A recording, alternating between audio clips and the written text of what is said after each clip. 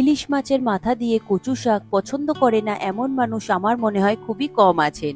প্রায় সারা বছরই কচু শাক ও ইলিশ মাছ বাজারে পাওয়া যায়, তাও এই বর্ষার মরশুমে এই রেসিপিটি খেতে অসাধারণ লাগে। এই রেসিপিটি কোনো নতুন রান্না না, বহু পুরনো একটা রেসিপি। তবে আমি কিভাবে ইলিশ মাছের মাথা দিয়ে কচু শাক বানাই তা আপনাদের সাথে আজ শেয়ার করব। এই রেসিপিটি হলে আমার তো আর অন্য কোনো রেসিপির প্রয়োজন পড়ে না। খুব সহজে কচু শাক কাটার পদ্ধতি সহ রেসিপিটি দেখাবো। নমস্কার বন্ধুরা, কিচেন টেকনিকে আপনাদের সবাইকে স্বাগত। আমি মধুমিতা। আজ নিয়ে এসেছি একটা দারুণ স্বাদের রেসিপি, চলুন দেখে নেওয়া যাক। আমি এখানে দুটো ইলিশ মাছের মাথা নিয়েছি। এরপর কচু শাকটা কাটার পদ্ধতি আমি দেখাবো। দেখুন, আমি কচু শাকের উপরের ডাঁটিটা নিয়েছি, তবে আমি পুরো শাকটাই নিয়েছি। আপনারা এটা ছোলা কচু ব্যবহার করবেন, তাহলে দেখবেন গলাটা চুলকাবে না। কচু শাকের গায়ের উপরে একটা আঁশ রয়েছে, এই পাতলা আঁশটা আপনারা ছুরি কিংবা বটি দিয়ে ছাড়িয়ে নেবেন। না ছাড়ালে কিন্তু একদমই রান্না হবে না, তাই প্রথমে এই আঁশটাকে ছাড়িয়ে নেবেন খুব ভালো করে। এখন আমি ছুরি দিয়ে আঁশটাকে ছাড়িয়ে দেখিয়ে দিচ্ছি। দেখুন, ছুরির সাহায্যে আঁশটা কত সুন্দরভাবে উঠে আসছে। তবে ছুরিতে যদি আপনাদের অসুবিধে হয় তাহলে আপনারা বটি দিয়ে করে নিতে পারেন। দেখুন, আঁশটা ছাড়ানো হয়ে গেলে তারপরে এরকম ছোট ছোট করে একটা পিস করে নেবেন। আপনারা যে কোনো সাইজে করতে পারেন, যেহেতু এটা ভাপানো হবে।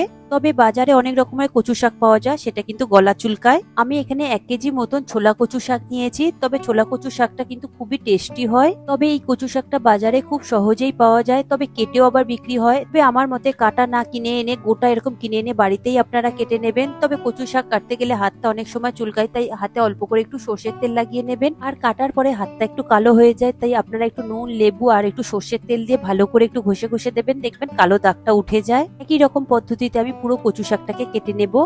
সমস্ত কচু শাক আমার কাটা হয়ে গিয়েছে। তবে কচু শাকগুলোকে কেটে 3-4 বার মতো খুব ভালো করে জল পাল্টে ধুয়ে নেবেন। এরপর নিয়েছি আমি দুটো ইলিশ মাছের মাথাগুলো মাঝখান থেকে আমি 2 টুকরো করে নিয়েছি। এরপর দেবো 1/2 চা চামচ হলুদ গুঁড়ো, দেবো 1 চা চামচ নুন হলুদ দিয়ে মাছটাকে খুব ভালো করে 10 মিনিট মতো ম্যারিনেট করে রেখে দিতে হবে। এখন আমি খুব ভালো করে নুন হলুদটাকে মাখিয়ে নিচ্ছি, যাতে মাছের মধ্যে নুন হলুদটা খুব ভালোভাবে ঢুকে যায়। দেখুন, নুন হলুদ মাখানো হয়ে গিয়েছে। এরপরে এটাকে আমি সরিয়ে রাখবো 10 মিনিটের জন্য। এরপরে নিয়েছি একটা কড়াইতে আমি পরিমাণ মতো অল্প করে জল দিয়ে দিয়েছি। তবে খুব বেশি জলের এখানে প্রয়োজন নেই, কচু শাক থেকে অনেকটা পরিমাণে জল ওঠে। পরে দিয়ে দেবো 1 চা চামচ নুন আর দেবো 1 চা চামচ হলুদ গুঁড়ো। পরে গ্যাসের ফ্লেমটাকে অন করে দেব, দিয়ে কচু শাকগুলোকে দিয়ে দেব। আপনারা নুন হলুদ দিয়ে কচু শাকটাকে সিদ্ধ করবেন। কচু শাকের মধ্যে যে আঠা বা কষটা থাকে সেটা খুব সহজেই বেরিয়ে যায়। কচু শাক দেবার পরে খুব ভালো করে একটু জলের সাথে মিশিয়ে নেবেন। দিয়ে এরপরে আমি ঢাকা দিয়ে দেব, দিয়ে 5 থেকে 6 মিনিট মতন একটু ফুটতে দেব।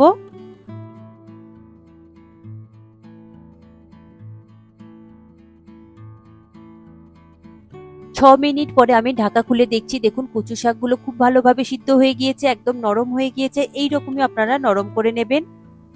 এরপরে কচু শাকটাকে একটু নাড়াচাড়া করে মিশিয়ে দিচ্ছি। এখন কচু শাক আমার ভাপানো হয়ে গিয়েছে। এরপরে গ্যাসের ফ্লেমটাকে আমি বন্ধ করে দেব, দিয়ে একটা স্ট্রেনারের মধ্যে এটাকে ছেঁকে নেব। তবে আপনারা চাইলে ঝুড়ির মধ্যে ডিরেক্ট ঢেলে জলটাকে ঝারিয়ে নিতে পারেন।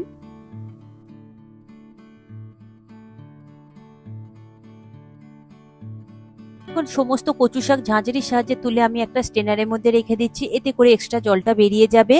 এরপরে কচু শাক থেকে একটু চেপে চেপে এক্সট্রা জলটাকে আপনারা বের করে দেবেন। এক্সট্রা জলটা থাকলে রান্না করতে অনেকটা সময় লেগে যাবে, যেহেতু জলটা শুকাতে অনেকটা সময় লেগে যায়। পরে ওই কড়াইটা ধুয়ে আমি বসিয়েছি। সেই ফ্লেমটাকে অন করে দিয়ে কড়াইটাকে খুব ভালো করে গরম করে নেবেন। কড়াইটা গরম হলে দিয়ে দেব 2 থেকে 3 টেবিল চামচ পরিমাণে সর্ষের তেল। আপনারা পুরো রান্নাটাই কিন্তু সর্ষের তেলে করবেন, তবেই টেস্টটা কিন্তু পাবেন। এখন তেলটা খুব ভালো করে গরম হয়ে গিয়েছে, কড়ার চারিদিকে একটু লাগিয়ে দিয়েছি। এরপরে মাছের মাথাগুলোকে আমি খুব ভালো করে লাল লাল করে ভেজে নেব।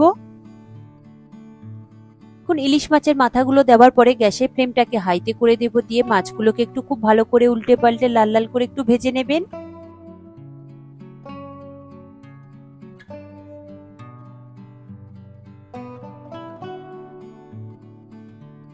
এখন মাছগুলো আমার খুব ভালো করে ভাজা হয়ে গিয়েছে। এরপরে মাছগুলোকে ঝাঁঝরির সাহায্যে তেল থেকে তুলে নিয়ে একটা প্লেটের মধ্যে আমি রেখে দেব।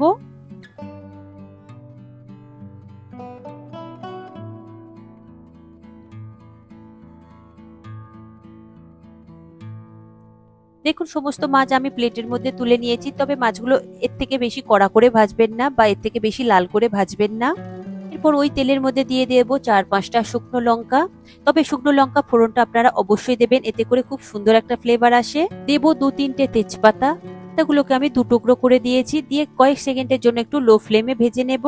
এখন ভাজা হয়ে গিয়েছে, এরপরে দিয়ে দেব 1 চা চামচ কালো জিরে দিয়ে 10 সেকেন্ড মতন আমি খুব ভালো করে একটু ভেজে নেব লো ফ্লেমে। যে কোনো ভর্তা বা কচু শাক রান্নাতে এই ফোড়নগুলো দিলে খুব সুন্দর টেস্ট আসে। ফোড়ন আমার ভাজা হয়ে গিয়েছে, এরপরে কচু শাকটা আমি দিয়ে দেব। দেখুন কচু শাকটাকে আমি জল ঝারিয়ে একদম শুকনো শুকনো করে নিয়েছি, এতে করে কচু শাকটা খুব তাড়াতাড়ি দেখবেন রান্না হয়ে যাবে। আর যদি জল থাকে রান্না করতে অনেকটাই সময় লেগে যাবে। কচু শাকটা দেওয়ার পরে গ্যাসের ফ্লেমটাকে হাইতে করে খুব ভালো করে একটু কচু শাকটাকে তেলের মধ্যে ভাজা ভাজা করে নেব।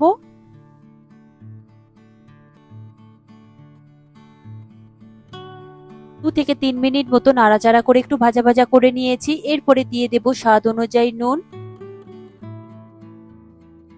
দেব 1/2 চা চামচ হলুদ গুঁড়ো। যেহেতু আগে নুন আর হলুদ দিয়ে সিদ্ধ করা রয়েছে, তাই বুঝে শুনে একটু দেবেন নুনটা।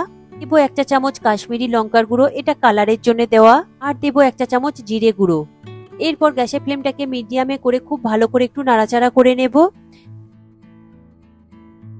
এরপর 3 থেকে 4টে মতো কাঁচা লঙ্কা আমি কুচিয়ে দিচ্ছি, তবে ঝালটা আপনারা নিজেদের স্বাদ মতো দেবেন। যেহেতু আগে থেকে শুকনো লঙ্কা দেওয়া রয়েছে, তাই শুকনো লঙ্কাতে একটা ঝাল থাকে। এরপরে খুব ভালো করে কচু শাকটাকে আরো একবার মিশিয়ে নেব। কচু শাক মিশানো হয়ে গিয়েছে, এরপরে দিয়ে দেব ভেজে রাখা ইলিশ মাছের মাথাগুলো। ইলিশ মাছের মাথা দেওয়ার পরে খুব ভালো করে কচু শাকের সাথে মিশিয়ে নেব। তবে মাথাগুলো আমি খুব বেশি ভাঙছি না, এতে করে কাঁটাগুলো মুখে পড়বে খাবার সময়, তাই আপনারা চাইলে ভেঙেও দিতে পারেন কিংবা এরকম গোটা গোটাও রাখতে পারেন। তবে আমি আধা ভাঙা করে দিয়েছি সব মাছের মাথাগুলো। এরপর দিয়ে দেব 1 চা চামচ চিনি, তবে কচু শাকে একটু চিনি দিলে বেশ ভালো লাগে টেস্টটা, তবে অপশনাল, এটা আপনারা দিতেও পারেন নাও দিতে পারেন। পরে দিয়ে দেব 1/2 চা চামচ লেবুর রস। লেবুর রসটা দিলে দেখবেন গলাটা চুলকাবে না, তবে যেহেতু আমার এটা ছোলা কচু রয়েছে একদমই গলা চুলকাবে না। তবে আপনারা যদি বাজার থেকে কেনা অন্য কোনো কচু শাক হয়ে যায় তাহলে অনেক সময় গলাটা চুলকায়। লেবুর রস দেওয়ার পরে গ্যাসের ফ্লেমটাকে বন্ধ করে দিয়ে খুব ভালো করে একটু মিশিয়ে নেবেন। তবে দেখুন এইরকমই শুকনো শুকনো করে কচু শাকটাকে নামাবেন। কচু শাক এইরকমই শুকনো শুকনো বেশ ভালো লাগে, একদম রস রস থাকলে কিন্তু ভালো লাগে না। তবে আপনারা চাইলে একটু রস রস রেখেও খেতে পারেন যদি আপনাদের সেটা পছন্দ হয়। এখন রেডি হয়ে গিয়েছে ইলিশ মাছের মাথা দিয়ে কচু শাক। কিভাবে একবার বানিয়ে দেখুন, গরম ভাতের সাথে অসাধারণ লাগে। আশা করি আমার আজকের এই রেসিপি আপনাদের ভালো লাগলো। ভালো লাগে এইভাবে একবার অবশ্যই বানিয়ে দেখবেন, আমার মনে হয় আপনাদের সকলেরই ভীষণ ভালো লাগবে। ভালো লাগলে কমেন্ট করে অবশ্যই জানাবেন, আর সাথে লাইক শেয়ার করবার অনুরোধ রইল, আর চ্যানেলটি সাবস্ক্রাইব করে নেবার অনুরোধ রইল। আজ তাহলে এই পর্যন্ত, আবার অন্য কোনো দিন হাজির হয়ে যাব অন্য কোনো রেসিপির সাথে।